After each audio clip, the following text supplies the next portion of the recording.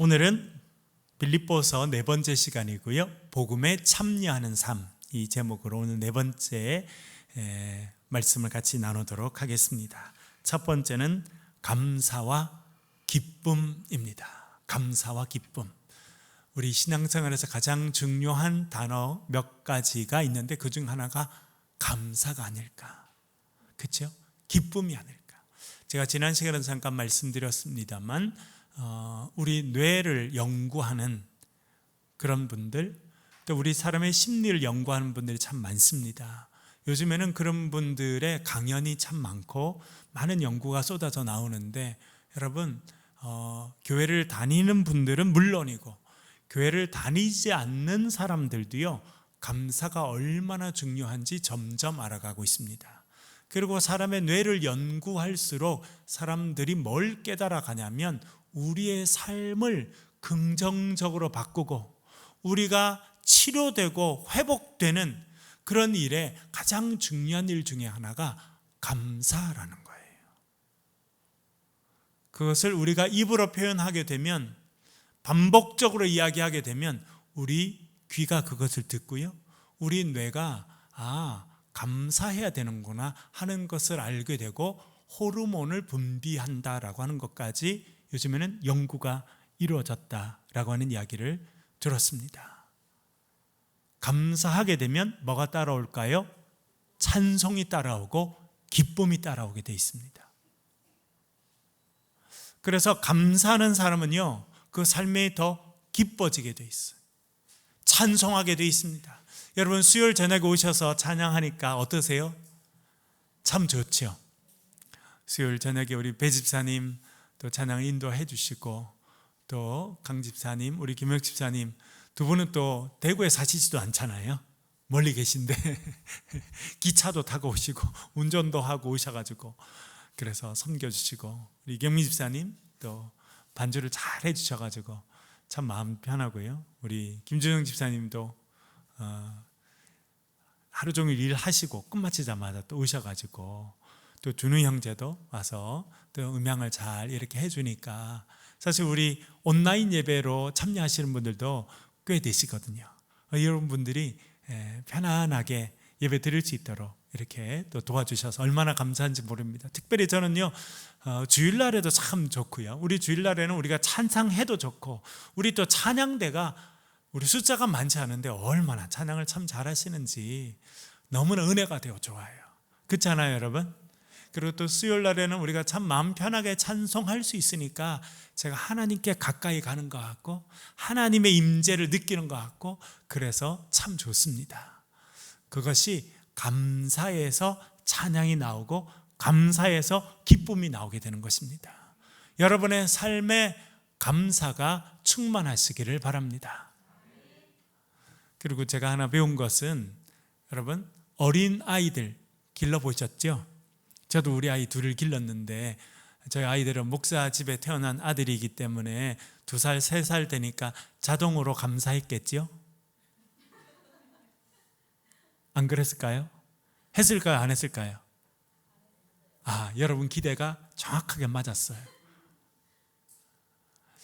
불평하라고는 한 번도 가르치지 않았습니다. 짜증내고 화내라고는 한 번도 가르치지 않았습니다. 그러나 감사라고는 자주 가르쳤습니다. 여러분 그것이 우리의 인간의 죄된 본성이 아닌가. 그것은요 모든 사람들이 똑같습니다. 여러분 아이들에게 너 짜증내야 돼, 너 화내야 돼, 그렇게 여러분 가르치고 아이들 기르셨나요? 아무도 없어요. 아무도. 그런데 자연스럽게 됩니다. 여러분 아이들만 그런가요? 어른들인 저와 여러분들은 이제 인생을 그래도 좀 사셨으니 짜증이 전혀 안 나시죠? 화가 전혀 안 나시죠? 저는 목사가 되고 이제 20년이 넘었는데, 이쯤 되면 뭐 예수님까지는 못 닮더라도 바울 절반쯤은 닮을 줄 알았더니 아직 멀었더라고요. 화가 날까요 안 날까요? 저도요. 자, 왜 이렇게 큰 소리를 이야기하세요? 뭐 조그맣게 이야기하시면 안 돼요. 우리가 다 똑같더라고요. 그래서 우리가 참 죄인이다. 날마다 하나님 은혜가 필요하다. 그런 생각을 하게 됩니다. 감사는요, 훈련해야지만 되고, 날마다 결심해야지 되고, 날마다 선택해야 되는 것이 감사예요. 그런데 감사하게 되면 우리의 몸이요, 감사하도록 바뀌어간다는 거예요. 우리의 삶이, 우리의 환경이 감사하도록 바뀌어간다는 거예요. 그래서 감사와 기쁨은 같이 가게 되는데, 그것을 고백하고 있는 사람이 있습니다. 그 사람이 사도 바울입니다. 특별히 빌립보 있는 교인들에게 편지를 쓰면서 그가 그렇게 이야기합니다. 빌립보서 1장 3절과 4절, 우리 화면을 보시고 프린트를 보시고 천천히 같이 읽겠습니다. 시작. 내가 너희를 생각할 때마다 나의 하나님께 감사하며 간구할 때마다 너희 무리를 위하여 기쁨으로 항상 간구함은 아멘. 제가 지난번에도 말씀드렸습니다만 초대교회로 돌아가자, 그런 이야기를 참 많이 했습니다. 한국 교회가 여러 가지 위기입니다. 코로나로 인해서 위기이고, 한국 사회가 많이 발전해 가면서 옛날의 열정을 잊어버려서 위기이고, 또 많은 사람들이 이제는 그렇게 애써서 기도할 일이 없다고 생각하기 때문에 또 교회에 와서 그렇게 열심히 기도하는 사람들이 전에 비해서는 참 적어졌습니다. 그래서 여러 가지로 위기입니다. 그런데 정말 큰 위기는 무엇일까 생각해 보게 됩니다. 그것은 교회가 교회다움을 많이 잊어버렸다라고 생각이 됩니다. 교회하고 다른 사회단체하고 뭐가 다르냐 하면 많이 달라야 되잖아요. 그렇죠?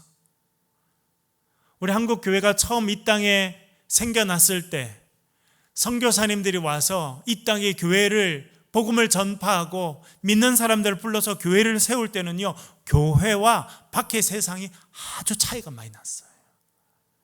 제가 자주 말씀드린 것처럼 교회 안에서는요, 여성들도 교육받았습니다.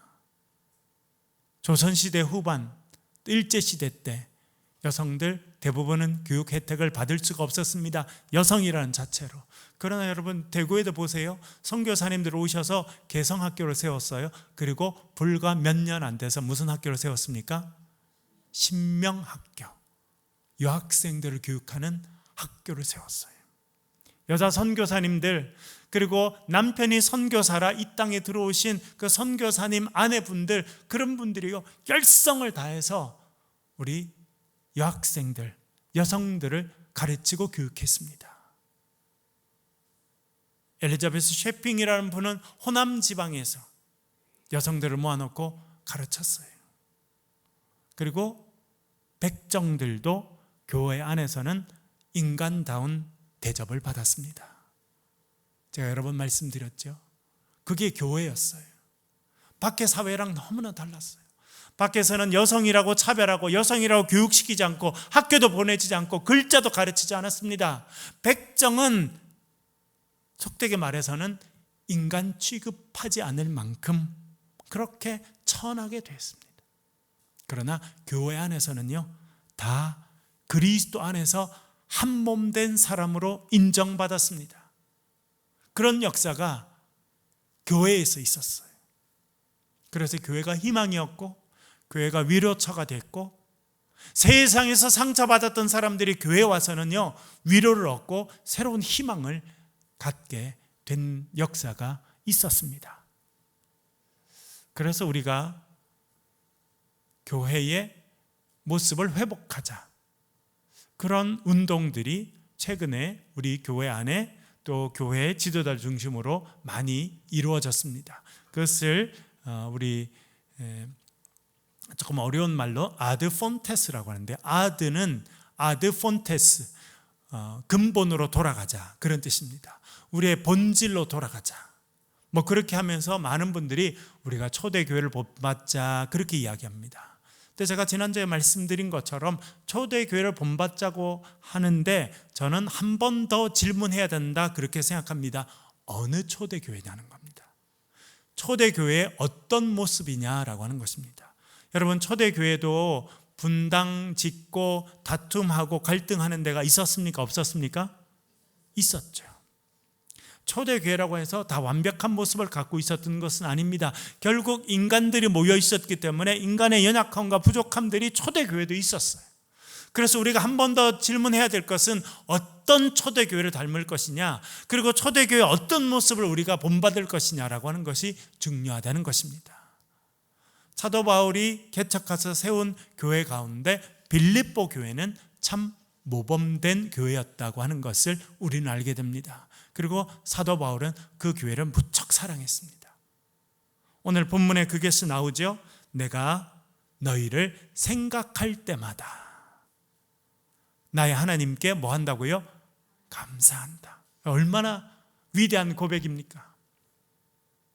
사도 바울은요, 이 빌립보 있는 교회 편지를 감옥 안에서 썼습니다. 감옥. 어디 있는 감옥인지는 학자들이 여전히 논란 중입니다. 에베소에 있는 감옥이든지, 소아시아 지역 에베소에 있는 감옥이든지, 안 그러면 나중에 그가 로마에 가서 로마에서 붙잡혀서 감옥에 있을 때 그때 쓴 것인지 학자들은 아직 정확하게 알지는 못합니다. 그러나 분명한 것은 사도 바울이요, 감옥에서 썼다는 거예요. 여러분, 감옥 가보셨어요? 안 가보셨어요? 네, 저도 안 가봤어요. 근데 군대에 제가 군종 목사로 있을 때 군대도 감옥이 있거든요. 네, 거기는 초코파이 사서 자주 갔어요. 거기 초코파이를 많이 이렇게 사가지고 음료수도 사가지고 거기 감옥을 지키는 병사들한테도 주고, 또 감옥 안에도요 군인들이 있거든요. 죄수복 입고 있어요. 그 친구들 이렇게 나오라고 해서 상담도 하고 또 기도도 해주고, 그러면서는 이제 제가 가보긴 했는데 제 보기에는 깨끗하더라고요. 괜찮아요. 그런데 여러분, 2000년 전의 감옥은 어떻겠습니까? 여러분들이 상상하는 그것보다 훨씬 더 어둡고 더럽고 힘든 곳, 그것이 감옥이었을 것입니다. 그곳에 사도 바울이 갇혀 있었어요. 왜 갇혔습니까? 복음 전하느라, 예수 그리스도의 이름으로 병자를 고쳐주느라, 하나님의 복된 소식을 전했기 때문에 그가 붙잡혀서 감옥에 던져졌습니다. 그 어둡고 캄캄하고 답답한 감옥에 갇혀 있는 사도 바울에게 위로가 되는 사람들이 있었습니다. 누구였냐면 빌립보 교인들이었어요. 그가 감옥에서 편지를 쓰면서 빌립보 교인들에게 편지를 씁니다. 그리고 빌립보 교인들을 생각했어요. 그때마다 하나님께 감사가 흘러나왔다, 그렇게 말해주고 있습니다.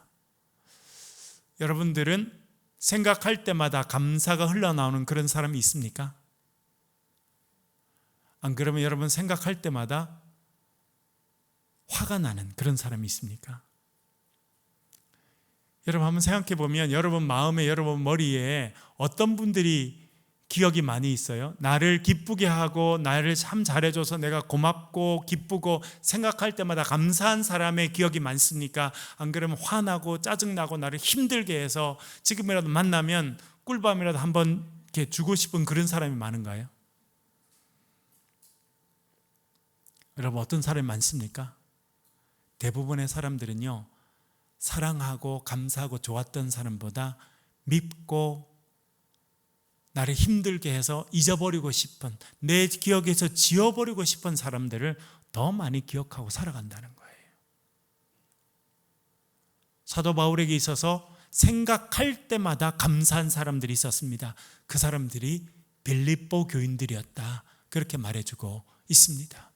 여러분 삶에 이런 사람들이 더 많이 생기는 은혜가 있기를 바랍니다. 누구를 생각하면 감사하고, 누구를 생각하면 내가 참 기쁘고, 누구를 생각하면 그분이 정말 잘 살아계신지, 그분이 소천하셨으면 그분의 자녀들에게라도 내가 감사를 표현해야겠다라고 하는 그런 사람들이 많아지시길 바라고, 또한 여러분들이 누군가에게는 그런 사람이 될 수 있기를 간절히 바랍니다. 제가 생각나는 분 중에 한 분은 제가 대학 1학년 때 평생 처음으로 비행기를 타게 됐어요. 여러분, 제가 비행기를 많이 타게 생겼습니까? 못 타게 생겼습니까? 예, 생기기는 많이 타게 생겼는데 실제로는 못 타고 지냈거든요. 땅에서 비행기 엉덩이만 많이 보고 살았어요, 어릴 때는. 그러다가 제가 처음으로 비행기를 처음 타게 된 일이 대학 1학년 때 있었는데, 단기 선교를 가게 되면서 처음으로 비행기를 타게 됐습니다. 필리핀이라는 곳에 단기 선교를 가게 되었는데, 그때 저를 도와주셨던 권사님이 계셨어요. 제가 그때 서울에 있는 영락교회 교사였는데, 제가 기도 제목을 이렇게 냈는데 제가 누군지도 모르는 어떤 권사님이 연락을 하셔가지고 제가 단기 선교 이렇게 갈 수 있도록 또 그 비용도 하나님 은혜를 베풀어 달라고 이런 기도 제목을 냈는데, 갑자기 연락이 와서 그분을 만나게 됐습니다. 왜냐니까 거기는 뭐 교사만 100명 정도 돼가지고 교사들도 서로 잘 몰랐어요. 저도 근데 간지 얼마 안 됐고, 근데 그분을 저는 평생 잊지 못하겠다 이렇게 생각합니다. 언젠가도 한번 제가 말씀을 드렸습니다만, 제가 그분 연락을 받고 그날 주일날 또 그때 소년부 교사인데 소년부 교사를 마치고 또 이 교사 모임이 있어서 교사 모임을 가는 그 계단에서 만났어요, 그분을. 그래서 그분이 저에게 이번에 단기 선교를 처음으로 가게 됐다고 들었다고, 그래서 그 비용을 내가 드리고 싶어서 만나고 싶었다고, 그래서 그분이 저에게 이렇게 딱 봉투에 그 비용을 담아서 저에게 주셨어요. 그래서 제가 권사님 어떻게 저를 아시고 이렇게 주셨냐 그랬더니 그 교사들 기도 제목이 있는 걸 봤다는 거예요. 그래서 제가 좀 쭈삣쭈삣하잖아요. 사실은 잘 아는 분도 아니고 처음 보는 분한테 그런 도움을 받는다는 게 저도 편하지는 않았습니다. 근데 그분 말씀을 제가 잊을 수 없어요. 뭐라 그러냐면, 전 선생님, 제가 천재종이니까 전 선생님, 이건 제가 드리는 게 아닙니다. 하나님이 드리는 거예요. 저를 통해서 드릴 뿐입니다. 그러니까 저한테 고마워하실 것도 없고 미안해하실 것도 없고, 하나님이 선생님의 기도 제목, 기도를 들으시고 하나님께 주시는 겁니다. 그렇게 하고 주셨어요. 그래서 저는 물론 그 뒤에 권사님 소천하셨습니다만, 제가 때때로 생각할 때마다 그분을 생각하면 참 감사하고 그런 생각이 들게 됩니다. 여러분들로 생각할 때마다 참 감사가 넘치는 그런 사람들이 여러분의 인생에 많아지는 그런 복된 인생이 되시길 바랍니다. 그리고 다시 말씀드리지만, 여러분이 누군가에게는 생각만 해도 하나님께 감사가 절로 나오는 그런 인생으로 쓰임받는 축복의 통로가 되실 수 있기를 간절히 바랍니다. 또한 이렇게 말합니다. 간구할 때마다 너희 무리를 위하여 기쁨으로 항상 간구함은. 사도 바울은요, 빌립보 교인들을 생각할 때마다 기도가 나왔습니다. 그런데 어떻게 기도했다는 겁니까? 기쁨으로, 너무나 기뻐서.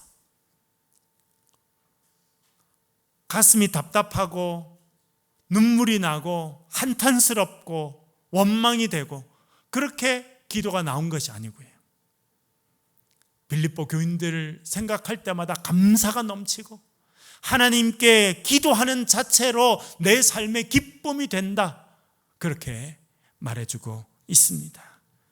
그런 면에서 감옥에 갇힌 사도 바울에게 있어서 빌립보 교인들은 있는 그 자체로 위로가 되는 사람들이었다, 그렇게 생각이 됩니다. 또한 빌립보 4장 1절에서 사도 바울이 또 이렇게 표현합니다. 빌립보 4장 1절 읽어보겠습니다. 읽겠습니다. 시작. 그러므로 나의 사랑하고 사모하는 형제들, 나의 기쁨이요 면류관인 사랑하는 자들아, 이와 같이 주 안에 서라. 아멘. 나의 사랑하고 사모하는 형제들아, 자매들아. 사랑할 뿐만 아니라 사모한다. 여러분, 사모한다는 무슨 뜻이에요? 보고 싶다는 거죠. 그렇죠? 여러분, 사랑하는 사람을 보고 싶으세요? 미워하는 사람을 보고 싶으세요? 미워하는 사람은 스쳐라도 보지 않기를 바라는 마음이 있어요, 없어요? 저는 그렇더라고요. 이건 용서하세요. 우스갯소리예요. 저희들이 옛날에 제가 LA에서 부목사 할 때 어느 권사님이 계셨는데, 우리 부목사님들이 그 권사님만 멀리 나타나면 옆으로 다 숨었어요. 붙잡히면 뭔가 지적을 받고 뭔가 혼이 나거든요. 그분은 얼마나 눈이 좋은지 하여튼 뭔가 마음에 안 드는 게 보이는가 봐요. 천 목사님 오늘 넥타이가 마음에 안 들어? 이렇게 하고 하면 또 한 소리 듣고 이러니까 그분이 저쪽에 나타나면 우리가 아무 일 없어도 옆으로 쑥 들어가고 그랬거든요. 그때 제가 좀 더 어려서 그러기도 하지만 만나면 기분이 좋은 분이 있고요, 안 그런 분이 있더라고요. 어떤 권사님이 계세요. 그분은요, 멀리서 보이면 저희들이 뛰어가서 인사했어요. 왜 그런지 모르겠어요. 그 권사님 중에 한 분은 제가 장신대에서 배웠던 교수님의 어머니시더라고요. 그냥 아들의 제자라는 자체로 저를 참 많이 사랑해 주셨어요. 그리고 나중에 보니까 일제시대 때 남편과 함께 남편이 건축하는 일을 하셨는데, 권사님 말씀으로는 애를 등에 들쳐 업고 교회 짓는 인부들 밥을 해주셨다는 거예요, 젊을 때. 그래서 교회를 47개 지었답니다. 제가 너무 놀랐어요. 근데 목사님, 힘 쉽지 않았어요. 우리 애들 내가 들쳐 업고 불 때 가지고 밥 해가지고 반찬해서 그 사람들 먹이고 그렇게 하셨다는 거예요. 그래서 교회를 47개나 지으셨대요. 그리고 참 정이 많으시고, 뭐라 할까, 마음이 간다고 할까, 늘 그래요. 그래서 그분은 멀리 있어도 저희들이 일부러 가서 인사하고, 꼭 이렇게 어떤 분은 숨고 어떤 분은 달려가고 그렇게 안 하는 게 목회자한테 좋긴 한데, 하여튼 그런 적이 있었습니다. 사모하고 사랑하는 형제들아 자매들아, 빌립보 교인들은 그랬다는 거예요. 그래서 사랑하고 멀리 있지만 달려가서 보고 싶고 기회만 되면 가서 보고 싶었다는 거예요. 여러분들도 누군가에게 그렇게 사랑하고 사모하는 그런 사람들로 쓰임 받으실 수 있기를 간절히 바랍니다. 그리고 이렇게 표현합니다. 나의 기쁨이고 면류관인 사랑하는 자들아. 사랑할 뿐만 아니라 이 빌립보 교인들은요, 본인에게 기쁨이 됐다는 거예요. 사도 바울의 기쁨. 제가 아까 말씀드렸죠, 여러분. 사도 바울이요, 이 감옥에 갇혔을 때는 몸도 연약하고 너무나 힘들고 어렵고 캄캄하고 절망적인 그 감옥 속에 있었는데 기쁨이 넘쳤어요. 여러분, 빌립보서에 별명이 있습니다. 별명. 그 별명이 뭔지 아십니까? 여러분 어릴 때 별명이 있으셨어요? 어떤 별명이 있으셨어요, 여러분? 학교 다닐 때는 학생들이 선생님들께 별명을 거의 다 지어드렸어요. 그래서 죄송하지만 학생들은 선생님들을 성함을 정확하게 부르지 않고 별명으로 많이 불렀어요. 우리 여기도 이제 평생 교사를 하신 분들이 계신데, 제가 고등학교 때 생각나는 선생님들 별명이 있어요. 고등학교 때 교감 선생님이 키가 한 185는 됐던 것 같아요. 엄청 크셨죠, 그때. 좀 마르셨어요. 그래서 별명이 보떼였어요. 보떼, 전보떼. 삐쩍 마르시고 키 크시다고 그래서 보떼. 정말 죄송한데 교장 선생님은 별명이 있었어요. 달림이었어요. 달림. 교장 선생님 이마가 이렇게 많이 벗겨지셔가지고 이렇게 전교생들 모아놓고 이렇게 아침 조회할 때, 훈화할 때 이렇게 하면 머리가 반짝반짝 하신다고 아이들이 그렇게 별명을 붙였어요. 철없을 때 아이들이 그런 별명을 붙였었죠. 그래서 우리 야간 자율학습이라고 밤늦게 이렇게 공부할 때 교장 선생님께서 계시면 늘 보름이었어요. 교장 선생님 안 계시면 금우입니다. 야, 오늘 무슨 날이야? 오늘 보름이야. 그럼 뭐냐면 오늘 교장 선생님 퇴근 안 하고 지금 학교에 계셔. 조심해. 이런 뜻이었어요. 하여튼 우리가 고등학교 때 졸업식 때 별명을 이렇게 지어서 불러드리고 뭐 그랬던 적이 있었었는데요.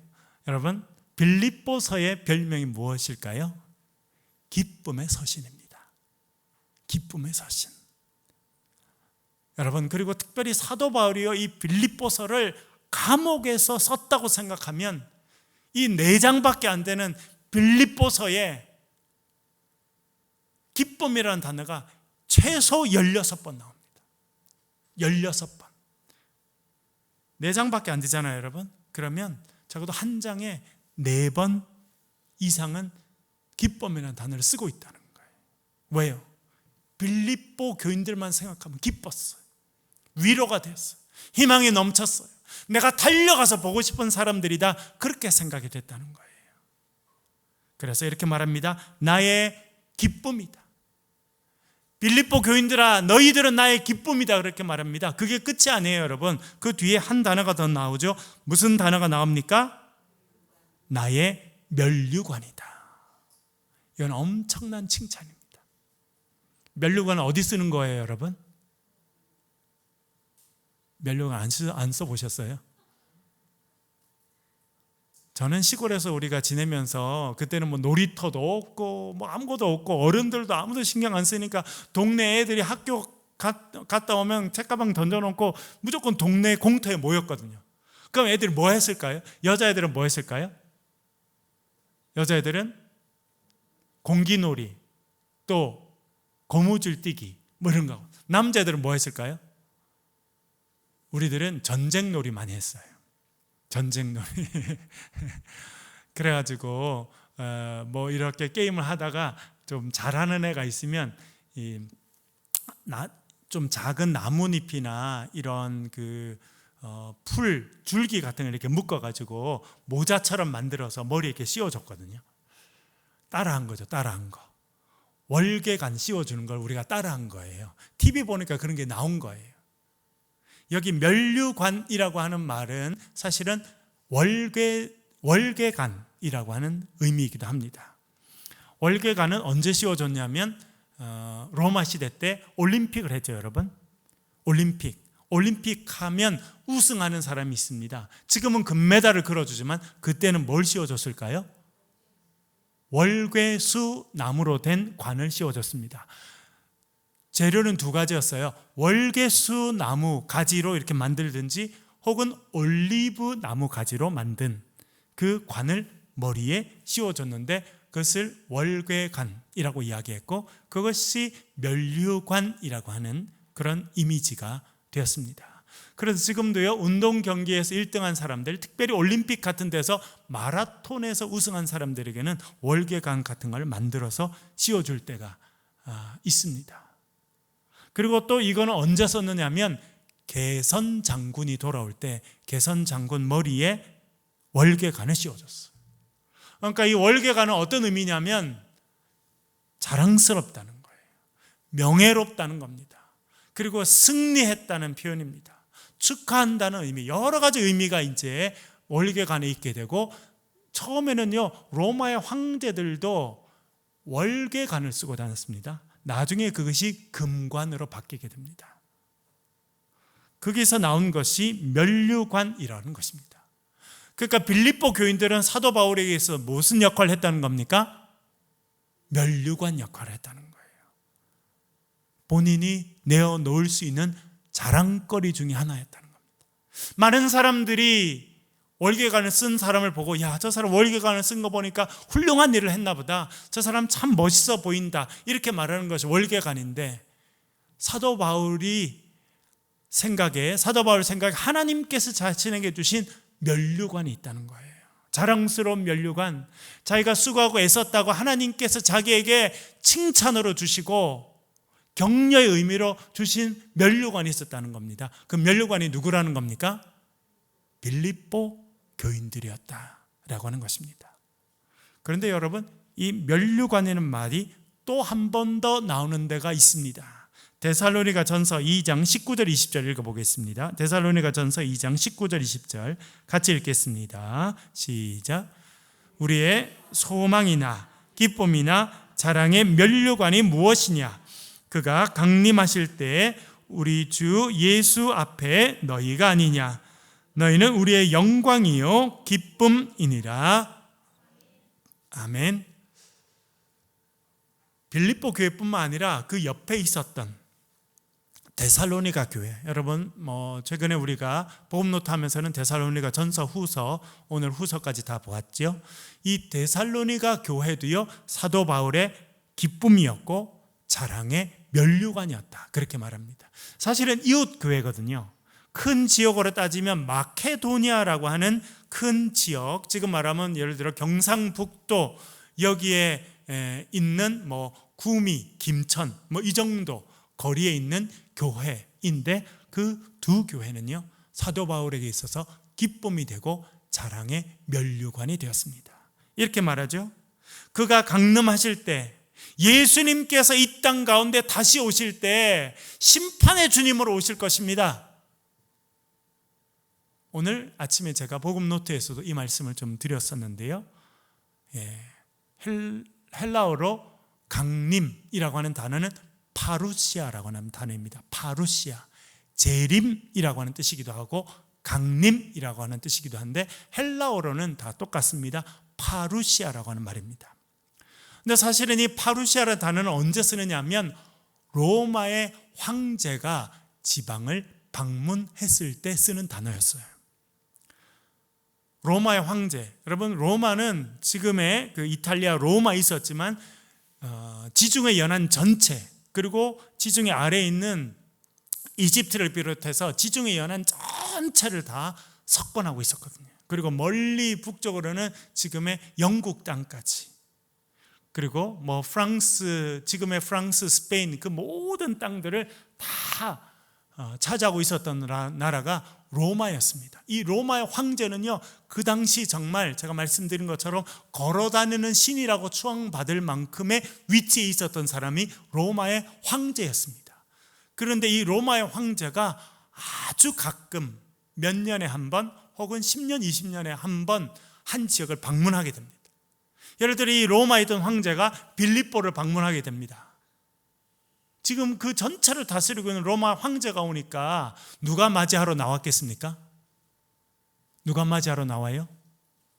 그 지역에 좀 이름이 있다고 하는 모든 사람들은 다 나왔습니다.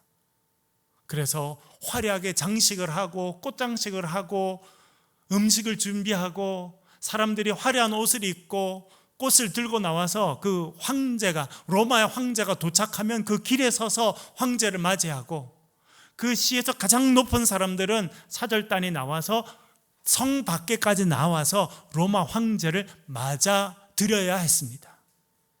어떻게 로마 황제를 맞아들이느냐 하는 것이 그 시의 수준으로 결정될 만큼 중요했는데, 그렇게 로마의 황제가 지방에 있는 도시를 방문하는 그 행사를 파루시아라고 불렀습니다.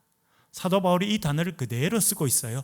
그 단어를 그대로 쓰면서 우리 성경에서는 그것을 강림이라고 표현했습니다.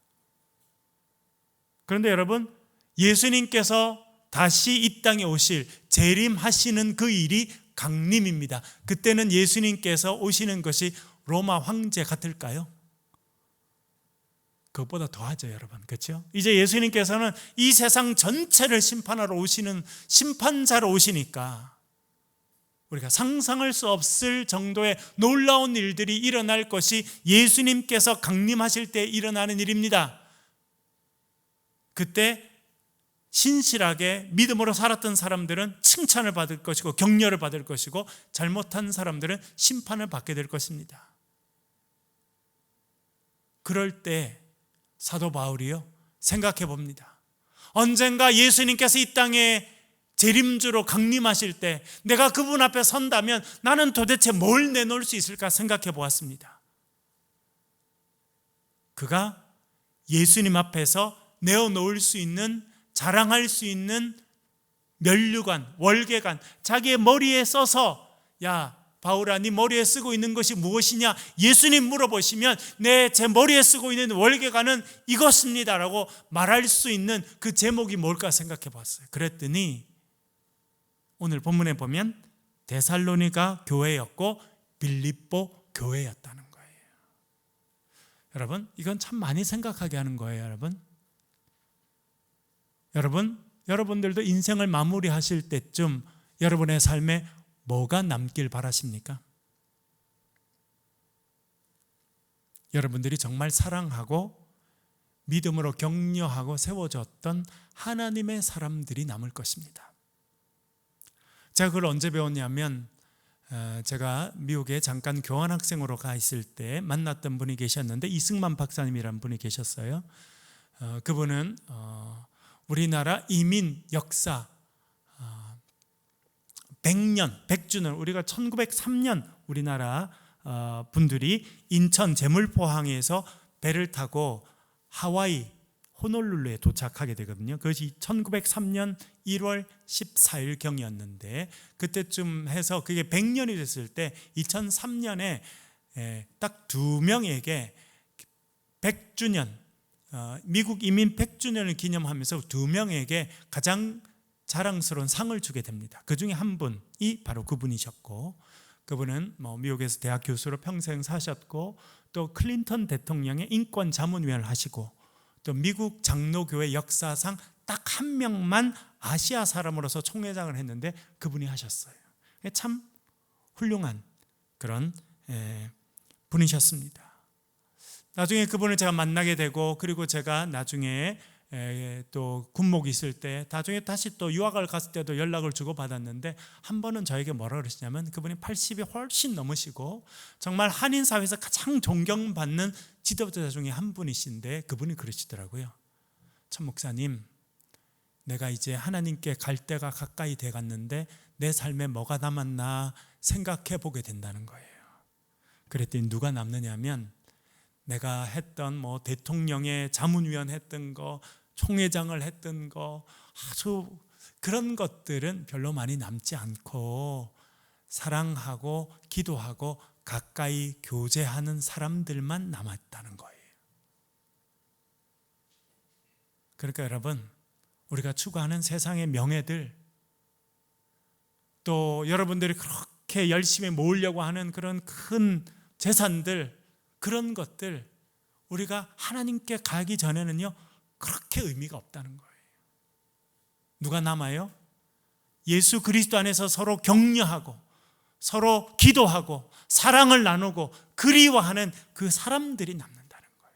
사도 바울도요, 예수님께서 이 땅 가운데 강림하실 때 내가 머리에 쓸 수 있는 면류관이 있다고 하면 그것이 무엇일까 생각해 보았습니다. 그것은요, 자기가 가말리엘 밑에서 최고의 엘리트 바리새인 된 것도 아니었어요. 로마 시민으로 태어나서 평생 로마 시민으로 살았던 그것도 아니었어요. 자기가 많이 이뤄놨던 어떤 그런 업적이 아니었다는 거예요. 자기가 예수님 앞에서 결국 쓸 수 있는 면류관이 있다면 그것은 자기가 사랑하고 목회하고 세웠던 교회 교인들이구나 생각했다, 그렇게 말해주고 있습니다. 그래서 그가 말하죠. 우리의 소망이나 기쁨이나 자랑의 면류관이 무엇이냐? 그가 강림하실 때 우리 주 예수 앞에 너희가 아니냐. 내가 쓸 수 있는 면류관이 있다면 그것은 바로 너희들이다. 그 대상이 빌립보와 데살로니가 교회였다는 것입니다. 20절에 이렇게 말합니다. 너희는 우리의 영광이요 기쁨이니라. 또 기쁨이란 단어를 쓰죠, 여러분. 사도 바울이 빌립보 교회도 그랬는데 데살로니가 교회도 보고, 데살로니가 교인들이여 당신들이 나의 기쁨이다. 여기는 또 다른 하나의 단어를 더 씁니다. 뭐라고 그래요? 영광이라는 거예요. 영광이 뭡니까? 너희들이 나의 면류관이다. 왜냐하면 면류관은 머리에 쓰는 거고, 머리에 쓰는 면류관은 사람들이 다 쳐다보고, 면류관을 쓰고 있는 사람들에게 박수를 쳐주고 영광을 돌려줬거든요. 그래서 만약 나에게 면류관이 남는다면, 내 머리에 쓸 월계관이 있다면, 내가 받을 영광이 있다면, 그것은 내가 눈물 뿌려 복음을 전하고 같이 신앙생활하며 교회를 세워갔던 데살로니가 교인들이고 빌립보 교인들이다, 그렇게 말해주고 있습니다. 여러분, 여러분의 삶이 누군가에게는 하나님께서 씌워주시는 월계관, 면류관이 되실 수 있기를 바랍니다. 누군가에게는 여러분의 삶이, 여러분의 사랑의 행동이 기쁨이 되고 하나님 앞에 드리는 감사가 되는 그런 인생으로 살아가시길 주의 이름으로 간절히 축원합니다. 우리 한번 기도하겠습니다. 기도하실 때 하나님, 우리도 하나님 앞에 기도할 때 감사하며 살게 하시고 기뻐하며 간구하게 하시고 또한 우리가 누구에게는 하나님께 드리는 감사가 되고 기쁨이 되고 면류관이 되는 그런 인생이 되게 도와주십시오. 누군가 우리를 생각할 때 기쁨이 넘치고 감사가 넘치는 그런 인생을 살아갈 수 있도록 하나님 우리를 사용하여 주시옵소서. 또한 우리 교회가 그런 교회로 성장해서 정말 사도 바울이 빌립보 교회를 생각하고 데살로니가 교회를 생각할 때마다 너희들은 나의 기쁨이고 나의 영광이다 말했던 것처럼 우리 교회가 이렇게 성장할 수 있도록 도와달라고 소리를 내서 동성으로 같이 한번 기도하겠습니다. 기도하십시다. 아버지 하나님,